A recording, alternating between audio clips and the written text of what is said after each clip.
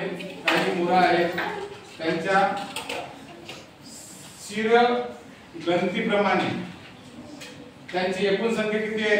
80. आणि त्यांच्या पायाची एकूण संख्या किती आहे? 200. तर मोरांची संख्या किती इथे विचारलेलं आहे त्याने आपल्याला मोर. ओके, आता नेहमीप्रमाणे आपण लक्षात ठेवायचं, समीकरण मांडताना तुम्हाला काय सांगितलं तुम्ही अशा पद्धतीने करायचं. ठीक आहे, पहिल्यांदा काय लिहिणार आहोत मी? समजा इथं हरण, दुसरीकडे सॉरी इथं काय लिहिणार आहोत मी? हरण, दुसरीकडे काय लिहिणार आहोत खाली? मोर. इथं याला x म्हणायलो, याला काय म्हणायलो? y. इथं लक्षात ठेवायचं, याला मी काय म्हणायलो? डोकं, याला काय म्हणत आहे? पाय. आणि इथं जे असणार आहे समीकरण हे एकूण वाला असणार. समीकरणाची मांडणी अशीच करून ठेवायची, लक्षात ठेवायचं.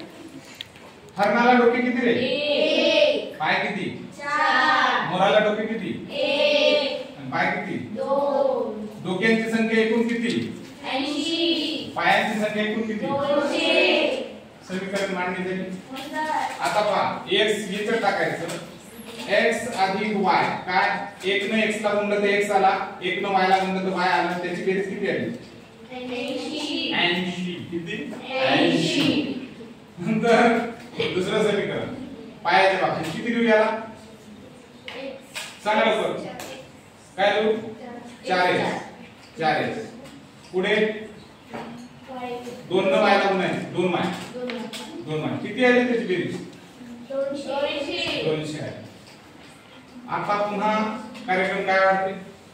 100% वजाबाकी होत नाही. तुम्हाला x मधून 4x काढता येत नाही किंवा y मधून 2y काढता येत नाही. किती ने गुणू याला?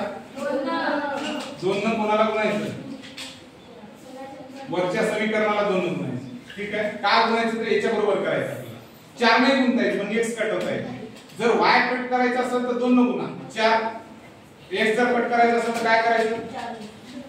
काय करायचं सांग? 4 ने गुणावं लागेल. मग किती ना आपण सोपं कट करायसाठी यात 2 ने गुणू. सोपी आहे. किती वेळा लागले पहा. आता याला 2 ने गुणल्यावर काय होते? 2 ने x ला गुणलं 2x अधिक 2 ने y ला गुणलं 2y झाले. पुन्हा 80 ला 2 ने गुणलं 8 × 16 160 झाले. आता बघा त्याचे चिन्ह बदलूया आपण. चिन्ह बदलताना काय करायचं आहे बघा. इथं वजा झालं, इथं वजा झालं आणि इथं पण वजा झालं. 4x मधून 2x गेले किती राहिले? आणि 2y हे मायनस वाला आहे आणि प्लस वाला आहे. कटाकटी झाली की 200 मधून 160 गेले किती राहिले? 40. आणि x बरोबर 40 हे गुणाकाराचे भागाकारात 2 हे किती झाले? 20. x बरोबर काय आलं? 20. x बरोबर 20 आलं म्हणजे हरण सापडले आपल्याला 20 किती आहे. आता मोराची संख्या आहे पण या समीकरणावरून करू ना आपण. इथं काय समीकरण दिलेलं आहे? x अधिक y बरोबर आपल्याला टोटल सांगितले त्याने किती? 80 आहेत म्हणे. पण आपल्याला हरण सापडली.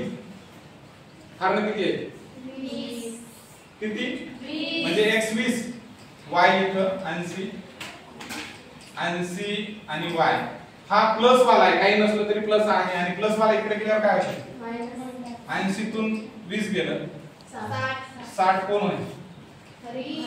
हरी मोर होय का? 60 मोर झाले 60. आहे का मोर 60? लक्षात येते. आता हे एक मेथड झाली. पुढे तुम्हाला दुसऱ्या पद्धतीने करता येते. काय वेगळी पद्धत काय आहे तुम्हाला आताच सांगितलं होतं फॉर्म्युला. काय आहे मग? सोपा फॉर्म्युला. सांग बरं फॉर्म्युला काय आहे? मायनस 2h भागिले 2. ठीक आहे. आपल्याला याच्यातून मोरांची संख्या सापडेल की कशी पाहू आपण. जे काही लेक्स किती दिले रे? 200. 2 गुणिला 80 भागिला 2. 200 वजा 8 × 16 160 भागिला 2 किती राहिले? 40. 40 भागिला 2 20. हे 20 सापडलं. काय सापडलं तुम्हाला? 20 हे काय मोर नाही सापडले. हे आपल्याला सापडले हरण सापडले. आणि मग टोटल एकूण आपल्याला 80 दिले. 80 आहे. मग आपल्याला एकूण बरोबर एकूण किती आहेत आपले? 80 आहे. मग मी असं म्हणू का? मोर अधिक हरण बरोबर 80. ठीक आहे. आपल्याला काय सापडलं रे? हरण सापडले. हरण किती सापडले? 20 सापडले आणि मोर काढायचे आहेत आपल्याला. ठीक आहे. तर मोर बरोबर तिथं 80 तून हे 20 वजा केले किती राहिले? 60 काय आलं? फॉर्म्युल्याने काढा आणि त्या मेथडने काढा. सगळ्यात बेस्ट कॅटेगरी फॉर्म्युला लक्षात राहत नाही ते आपला डब्बा बनवणे, समीकरण तयार करणे सगळ्यात बेस्ट ऑप्शन आहे. लक्षात येतं? आणखी ते अक्षर बनवून नाही का ते नंतर लक्षात येईल.